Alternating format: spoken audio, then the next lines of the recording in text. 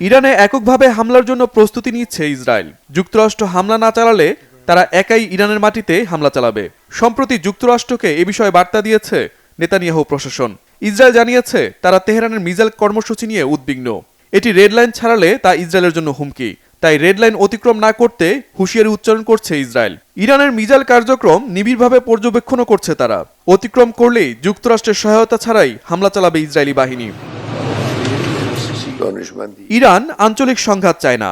Ayatollah Ali খামিনির দেশ যে কোনো অবস্থায় শান্তির পথে হাঁটতে চায়। তবে কারো হুমকিতে ভয় পায় না তেহরান। দেশটির সশস্ত্র বাহিনীর প্রস্তুতির কথা জানিয়ে শীর্ষ এক সেনা কর্মকর্তা বলেন, তেহরান তার অত্যাধুনিক অস্ত্র ও প্রযুক্তি নিয়ে সবসময় কাজ করছে।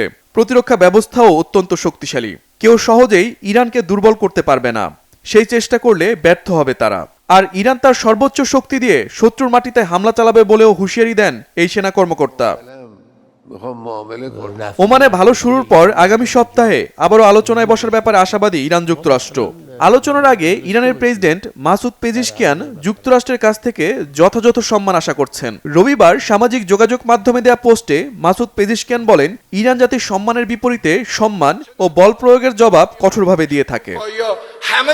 ইরানের পররাষ্ট্রমন্ত্রী আব্বাস আরাকচি একই সুরে বলেছেন, যুক্তরাষ্ট্র আন্তরিকতা দেখালে পরোক্ষ আলোচনা এগিয়ে যাবে তেহরান। পরমাণু ইস্যু নিয়ে আলোচনার ব্যাপারে আগ্রহী হলেও মিসাইল নিয়ে কোনো আলোচনা করবে না বলেও সাফ জানিয়ে দেন তিনি।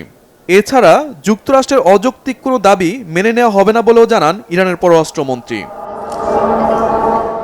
শহীদ আরাফাত, বাংলাভিশন নিউজ ডেস্ক।